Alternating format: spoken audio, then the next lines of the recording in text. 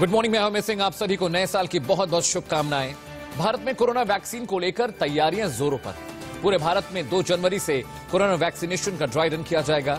स्वास्थ्य मंत्रालय की बैठक में इसका फैसला किया गया है। असम, आंध्र प्रदेश, पंजाब और गुजरात में कोविड-19 टीकाकरण के लिए 2 दिन का ड्राई रन पिछले दिनों पूरा किया गया। वहां कृष्णा राजकोट, गांधीनगर, लुधियाना, शहीद भगत सिंह नगर, सोनितपुर और नलबाड़ी जिलों में 28 और 29 दिसंबर को ड्राई रन किया जाएगा। वैक्सीनेशन का काम बिना किसी बाधा के पूरा किया जा सके, इसके लिए ड्राई रन में उस प्रक्रिया को शामिल किया गया है ताकि असल हालात कैसे हों ये समझा जा सके। भारत कोरोना वायरस संक्रमण से सबसे ज्यादा प्रभावित देशों के मामले में दूसरे नंबर पर है। यहां कोरोना के 1 करोड़ से ज्यादा पॉजिटिव केस सामने आए हैं। नए साल में वैक्सीन आने से राहत मिलेगी। फिर भी पीएम मोदी ने कहा कि कोरोना से लड़ाई कड़ाई के साथ ही जीती जा सकती है। 20 में संक्रमण की निराशा थी, चिंताएं थी,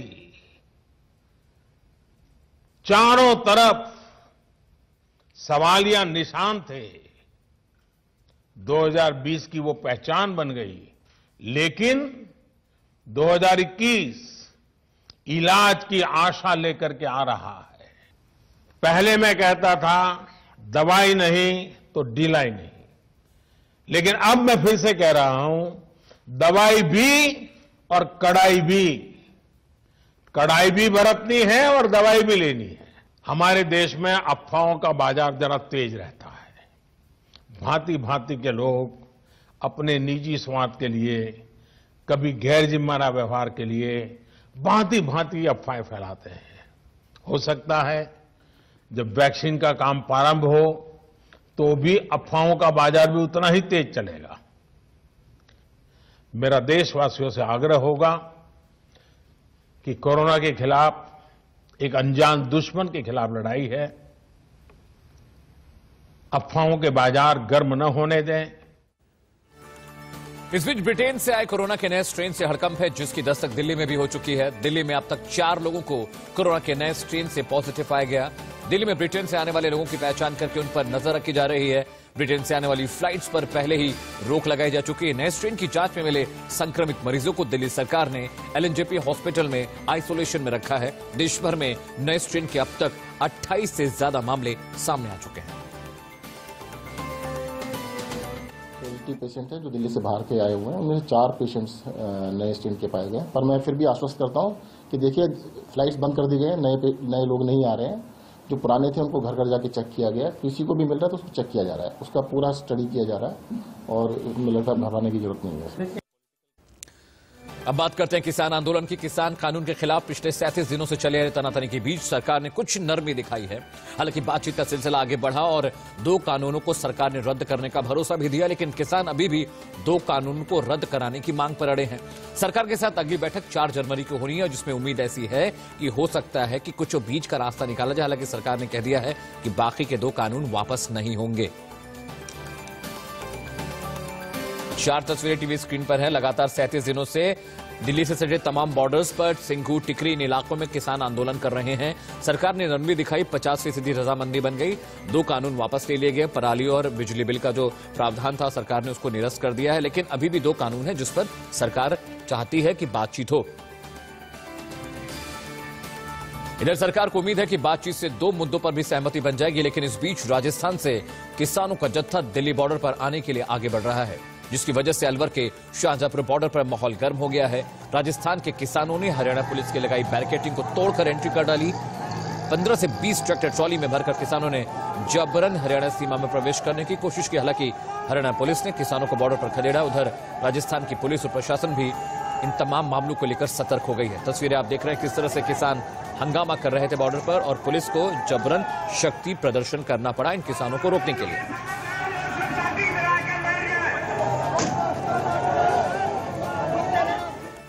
इधर किसान आंदोलन का 37वां दिन है। एक दिन पहले दिल्ली यूपी की सीमा गाजीपुर बॉर्डर पर किसानों ने रक्तदान किया है। देखिए,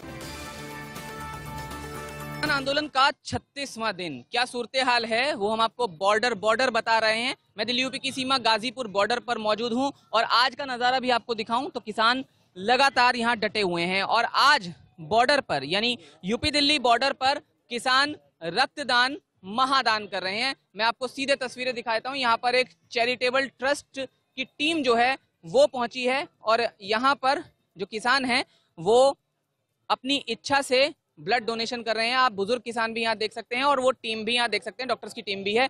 वो जो एम्बुलेंस है उसमें ब्लड डोनेशन हो रहा है। लेकिन बात बनेगी क्या और कब बनेगी, क्योंकि जो किसानों से बात हुई उनका कहना है कि भले ही 4 में से 2 मांगे मान ली गई हैं, यानी इस हिसाब से 50% बनता है, लेकिन किसानों का ये कहना है कि जो 2 मुख्य मांग हैं वो मानना बेहद जरूरी है और उसके बगैर आंदोलन खत्म नहीं होगा। क्या यही है?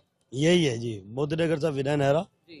और ये 2 मांगे जो हमारी तो थी, जो मुख्य मुद्दा जो हमारा है एमएसपी पे कानून बने और 3 कानून वापस हो। जो 2 मांगे मानी गई हैं उन्हें हम कितना फीसदी समझे कि काम हो गया है, कितना % हो गया आपका काम? चलो 2 कदम तो चले, धीर 3 बड़े चलो और वीर तुम बड़े चलो। तो आगे सकारात्मक सोच रहे हैं? सकारात्मक सोच अगर उनकी बन रही है तो फायदा ही है, हम जाड्डे में क्यों मरे हैं यहाँ। आज भाई ठंड का टाइम है, अगर वो बातें हमारी जो हमारा कानून है एमएसपी पे बनना है और ये जो कानून तीनों है वे वापस हो जावे, कुछ साहस तो किया। चलो साहस तो किया, बिल्कुल वो कह रहे हैं। ठंड भी बहुत है। ये जानना चाहेंगे जी, आज ब्लड डोनेशन कैंप आप लोगों ने यहाँ लगवाया है, क्या कुछ चल रहा है? आप लोग महादान कर रहे हैं, बड़ा काम भी कर रहे हैं यहाँ पर लगातार 36वें दिन। किसान तो हमेशा से दान ही करता चला आया है, अन्नदान कर रहा है, ब्लड दान भी कर रहा है, अनेक तरह के दान करता है किसान। तो दान करने में किसान कहाँ पीछे है। अच्छा, आपको क्या लगता है कितना % काम हो गया? अभी % तो इसमें आकलन नहीं किया जा सकता, क्योंकि जो मुख्य मांगे हैं हमारी उन पर तो अभी विचार चल रहा है। देखो 4 तारीख में उम्मीद करते हैं हम सरकार से कि वो एक हठ धर्मता छोड़ करके किसानों की जो मांगे है, मुख्य मांगे है, उस पर विचार करेगी और उसको लागू करना चाहिए हमारे विचार। 4 जनवरी को बनेगी क्या बात इस बार, लग रहा है? आप देखो, आश्वासन जो दिया है सरकार सोच रही है गंभीरता से, किसान भी सोच रहा है और उम्मीद यही जताई जा रही है कि शायद सरकार इस बात को मान लेगी। तो आप सुन सकते हैं हमारे साथ। यहाँ मैं बता दूं कि गौरव टिकैत जी भी मौजूद हैं, जो भारतीय किसान यूनियन युवा मंच के अध्यक्ष हैं, और उनसे सीधे बात कर लेते हैं। ब्लड डोनेशन आज कैंप यहाँ पर लगाया गया है। सवाल मेरा यही है, 4 जनवरी को बात बनेगी, क्योंकि सकारात्मक एक जरूर अब सरकार की तरफ से भी रुख नजर आया है। ये तो पहले ही होना चाहिए था, सकारात्मक तरीके से जो है गवर्नमेंट को पहले ही जाना चाहिए। मेन इश्यू जो ये कानून वाला है और एमएसपी कानून वाला है, अब शुरुआत है। सरकार को भी चाहिए कि अब ये जन आंदोलन किसानों का है, इसको जो है समझ के और जल्दी से जल्दी इसका पटक सेफ हो और ये कानून वापसी हो। एक बढ़िया मजबूत सशक्त कानून बनाएंगे, मिल बैठ के बनाएंगे। न इसका कोई प्रेस्टीज का इशू है कि वो सरकार हारेगी या किसान जीतेगा, ये कोई इशू नहीं है। ये जन भावनाओं की कदर जो है यहाँ के सरकारों को करनी चाहिए। वहीं दिल्ली के सिंगू बॉर्डर पर क्या हालात है, बता रहे हमारे संवाददाता आदित्य। नवंबर को किसान आंदोलन जो है वो सिंगू और टिकरी बॉर्डर पे पहुंचा था और अब न्यू ईयर का वक्त आ चुका है। न्यू ईयर्स ईव पे किसानों ने यहाँ पे जितने भी दिल्ली और आसपास के एरिया की जनता है उनको लंगर के लिए बुलाया है, और लंगर के लिए न्यू ईयर के दिन और न्यू ईयर से पहले वाले दिन बुलाया। और ये कड़कती ठंड में जब दिल्ली में 3 डिग्री से भी कम का तापमान चल रहा हो, तो किसानों का ये आंदोलन जो है वो उतने ही जोश से चल रहा है जितने पहले दिन से चलता हुआ दिख रहा था। अब किसानों का कहना यह है कि कल जो मीटिंग हुई है केंद्र के साथ, उस मीटिंग में बात ये निकल के आई है कि पराली वाला जो बिल है और उसके अलावा जो इलेक्ट्रिसिटी के ऊपर बिजली का जो बिल है वो दोनों वापस लेने की बात की गई है। तो कहीं ना कहीं थोड़ी केंद्र के साथ थोड़ी बहुत बातचीत अब आगे बढ़ती हुई दिख रही है। इसके अलावा 4 जनवरी को एक और मीटिंग होनी है, और उस 4 जनवरी को जो मीटिंग होनी है उसमें उम्मीद की जा रही है कि अब जो मेन बिल है, तीनों जो कृषि कानून है, उसके ऊपर बातचीत हो सकती है। केंद्र का कहना यह है कि वो तीनों बिल वापस नहीं लेंगे। किसानों का कहना यह है कि जब तक तीनों बिल वापस नहीं होंगे वो अपने आंदोलन से नहीं हटेंगे। और इसी के बीच में अब ये देखना बाकी है कि क्या किसान और केंद्र के बीच में एक नेगोशिएशन निकल पाता है, क्या तीनों के बीच में एक बात निकल पाती है जिससे कि दोनों पक्ष जब टेबल से हट के जाए, दोनों पक्ष जब एक डिसीजन पे पहुंचे तो दोनों ही खुश वहां से टेबल से हटे। कैमरा पर्सन जना के साथ मैं आदित्य नायर, इंडिया न्यूज, दिल्ली। और इधर किसान संगठन और सरकार के बीच अगली बैठक 4 जनवरी को होनी है, जहां पे बाकी के बचे 2 मुद्दों पर बातचीत होगी और ऐसी उम्मीद जताई जा रही है कि सरकार बीच का कुछ रास्ता निकालेगी। हालांकि किसान संगठनों ने साफ कर दिया है कि बाकी के जो कानून हैं जब तक रद्द नहीं होते हैं उनका आंदोलन लगातार जारी रहेगा। फिलहाल क्या हालात हैं किसान आंदोलन के, इस रिपोर्ट के जरिए समझिए।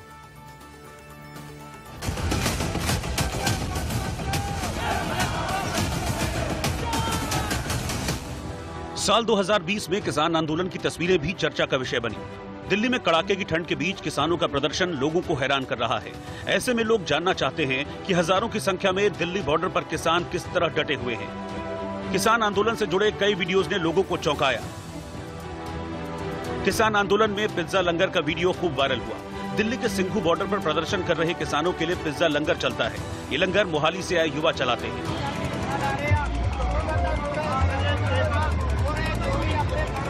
सिंघू बॉर्डर पर किसानों के लिए सैलून सेवा का भी वीडियो खूब वायरल हुआ। दिल्ली बॉर्डर पर किसान अपनी आवाज तो बुलंद कर ही रहे हैं, साथ ही स्वाभिमान, अनुशासन और मैनेजमेंट की ऐसी मिसाल भी पेश की जिसे देखकर सब दंग हैं। किसान जिस ट्रैक्टर ट्रॉली से प्रदर्शन के लिए आए हैं उसी को अपना घर बना लिया है। खास बात यह है कि इस घर में एसी भी लगा है। और सीबीएसई के लाखों छात्रों का इंतजार अब खत्म हो चुका है। शिक्षा मंत्री रमेश पोखरियाल निशंक ने बोर्ड परीक्षाओं की डेट का ऐलान कर दिया है।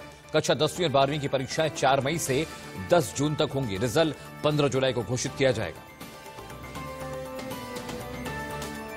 परीक्षा है हमारी, वो बोर्ड की परीक्षा जो 10वीं और 12वीं की जो बोर्ड की परीक्षा है वो बोर्ड की परीक्षा 4 मई से प्रारंभ हो जाएगी। और 4 मई से प्रारंभ होने वाली ये बोर्ड की परीक्षा हमको भरोसा है कि हम 10 जून तक इसको पूरा कर सकेंगे। और समय पर ही हम लोग कोशिश करेंगे कि हम समय पर उसके बाद कॉपियों का निरीक्षण कराएंगे और समय पर आपका रिजल्ट भी हम तैयार करके करना चाहेंगे। करते हैं पाकिस्तान के खैबर पख्तूनख्वा प्रांत में हिंदू मंदिर को आग लगाने और उसे तोड़ने के मामले में पुलिस ने मुख्य आरोपी मौलवी मोहम्मद शरीफ को गिरफ्तार कर लिया है। पुलिस ने इस मामले में जमीयत उलमा इस्लाम के 2 स्थानीय मौलवियों को हिफाजत के लिए हिरासत में लिया है और उनके खिलाफ कार्रवाई हो रही है। हालांकि कुछ अज्ञात लोगों के खिलाफ भी एफआईआर दर्ज की गई इस मामले को लेकर। पुलिस ने 28 कट्टरपंथियों को गिरफ्तार किया इस मामले में। तो ये बड़ी खबर आ रही है पाकिस्तान के खैबर पख्तूनख्वा में, जहां हिंदू धार्मिक मंदिरों को लगातार पाकिस्तानी कट्टरपंथी तोड़ रहे हैं, उन्हें गिराया जा रहा है। इस मामले में पाकिस्तान पुलिस ने 28 लोगों को गिरफ्तार किया है। जमीयत उलमा के मौलवी पर आरोप लगा है कि उसने संगठन बनाया, लोगों को इकट्ठा किया और जाकर मंदिर में तोड़फोड़ की है। वहां के ह्यूमन राइट कमीशन ने भी इस मामले को लेकर विरोध जताया। पाकिस्तान के खैबर पख्तूनख्वा प्रांत में एक हिंदू मंदिर को आग लगाने और तोड़फोड़ करने के मामले में बवाल मचा है। पाकिस्तान में इसके खिलाफ लोगों ने मार्च निकाला, हाथों में बैनर पोस्टर लेकर हिंदू समुदाय के लोगों ने अपना विरोध जताया। खैबर पख्तूनख्वा में एक मौलवी की अगुवाई में हिंदू मंदिर में जमकर तोड़फोड़ के बाद आग लगा दी गई थी। इस मामले में पुलिस ने मुख्य आरोपी को गिरफ्तार कर लिया है। पुलिस ने पहले ही 28 कट्टरपंथियों को गिरफ्तार किया है। प्रदर्शन करते हुए लोगों ने इमरान सरकार से इस मामले में सख्त कार्रवाई करने की मांग भी की है।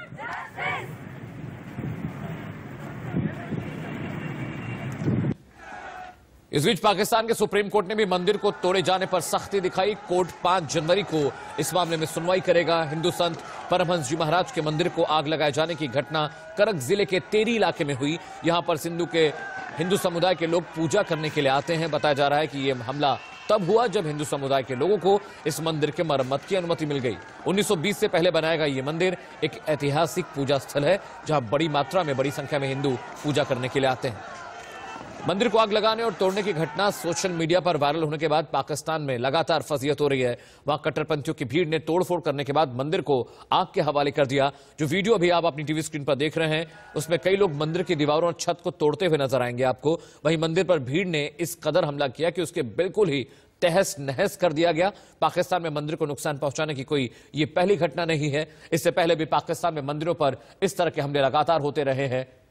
इस ऐतिहासिक मंदिर पर परमहंस जी महाराज की समाधि का 2015 में सर्वोच्च न्यायालय के फैसले के मुताबिक जीर्णोद्धार और विस्तार किया जा रहा था, लेकिन इस बात पर कट्टरपंथी भड़क गए और मंदिर पर हमला कर दिया।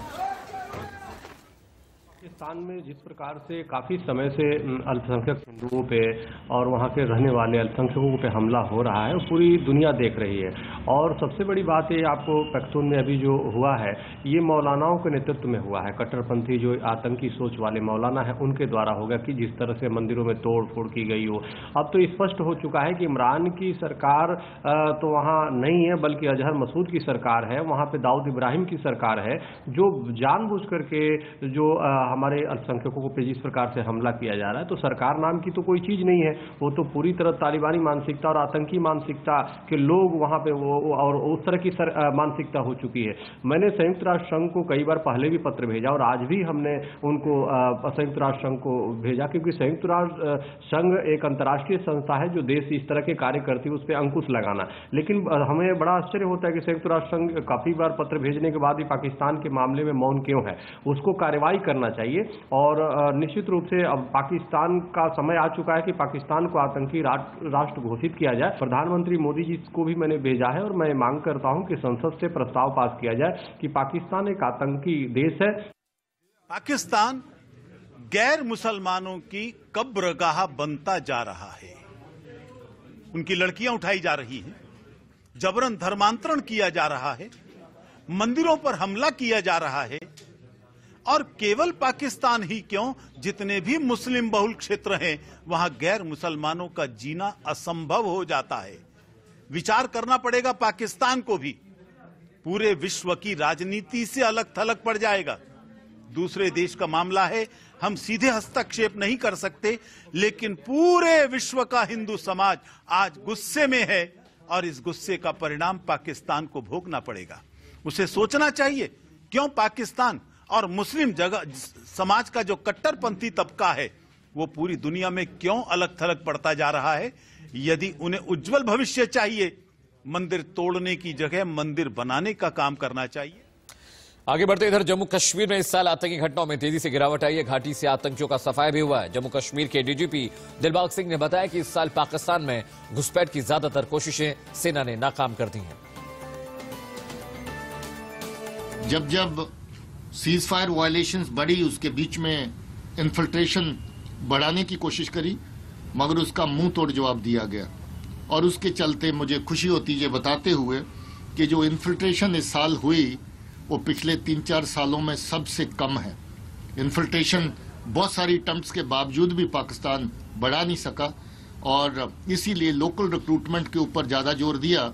और जो लोकल रिक्रूट बना रहे थे उनके लिए हथियार भेजने के नए तरीके पाकिस्तान ने ईजाद किए, जिसमें ड्रोन के जरिए से वेपन भेजने की कार्रवाई, ड्रोन के जरिए से एक्सप्लोजिव मटेरियल भेजने की कार्रवाई और 1-2 केसेस में ड्रोन के जरिए से कैश भेजने की कार्रवाई भी उनकी तरफ से करी गई। मगर मुझे खुशी है ये कहते हुए कि उनके ज्यादातर अटेम्प्ट हम लोगों ने फॉइल किए। और अब बात कर लेते हैं बंगाल में मचे सियासी घमासान की। बंगाल का सियासी घमासान में सीबीआई की एंट्री से पारा और चढ़ गया है। आज सीबीआई ने कोलकाता में तृणमूल यूथ कांग्रेस के जनरल सेक्रेटरी वीना मिश्रा के ठिकानों पर छापेमारी की। ये छापेमारी मवेशी तस्करी घोटाले को लेकर की गई थी। जानकारी के मुताबिक सीबीआई की ओर से लगातार वीना मिश्रा को नोटिस दिया गया था, लेकिन उसने इन्हें नजरअंदाज किया। वीना मिश्रा को तृणमूल कांग्रेस के नेता अभिषेक बनर्जी का बेहद करीबी माना जाता है। अभिषेक बनर्जी बंगाल की मुख्यमंत्री ममता बनर्जी के भतीजे हैं। सीबीआई की टीम कोलकाता में वीना मिश्रा के ठिकानों पर पहुंची। 2 ठिकानों पर मवेशी घोटाले और एक जगह पर कोयला चोरी मामले में रेड डाली गई। सूत्रों के मुताबिक कोलकाता में वीना मिश्रा के बाकी ठिकानों पर भी जल्द छापेमारी हो सकती है। इसके लिए तैयारियां की जा रही हैं। लेकिन इस बीच पश्चिम बंगाल में चुनाव से पहले जुबानी जंग भी तेज हो गई है। पश्चिम मिदनापुर में बीजेपी के बंगाल अध्यक्ष दिलीप घोष ने विवादित बयान दिया। उन्होंने कहा कि हिंदू धर्म के अस्तित्व को बचाए रखने के लिए अब युवाओं को हथियार उठा लेना चाहिए।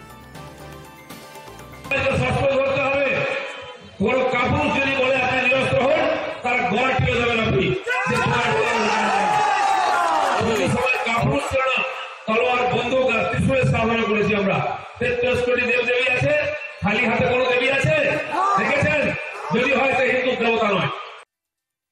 उधर टीएमसी छोड़कर बीजेपी में आए शुभेंदु अधिकारी ने चुनावी मोर्चा संभाल लिया है। शुभेंदु दंदीग्राम में जख्मी हुए बीजेपी समर्थकों से मिलने अस्पताल पहुंचे। 2 दिन पहले शुभेंदु अधिकारी की रैली में शामिल होने जा रहे समर्थकों पर हमला हुआ था। आरोप है कि टीएमसी कार्यकर्ताओं ने उनकी बस पर पथराव किया। इस दौरान कई बीजेपी समर्थक जख्मी भी हुए, जिनको हॉस्पिटल में इलाज के लिए भर्ती कराया गया था। इधर यूपी के बलिया में जांच अधिकारियों की मौजूदगी में ग्राम प्रधान के प्रतिनिधि और शिकायतकर्ता के बीच मारपीट शुरू हो गई। गांव के लोगों ने ग्राम प्रधान द्वारा कराए गए कार्यों की शिकायत डीएम से की थी, जिसके बाद डीएम ने डीएसओ के नेतृत्व में एक जांच टीम गठित करके रिपोर्ट देने का आदेश दिया। लेकिन जांच जैसे ही शुरू हुई, शिकायतकर्ता पक्ष और ग्राम प्रधान पक्ष के लोग आपस में भिड़ गए और जमकर मारपीट हुई। भारी भीड़ के बीच जमकर लात घूंसे चले। ये नजारा देखकर जांच का नेतृत्व कर रहे डीएसओ ने वहां से भागने में ही समझदारी समझी। तस्वीरें आपकी टीवी स्क्रीन पर है, देखिए किस तरह से भगदड़ मची है। लोग एक दूसरे को मार रहे हैं, लात और घूंसे चल रहे हैं और इस सब कुछ हुआ सिर्फ एक घोटाले की जांच के आदेश देने के बाद।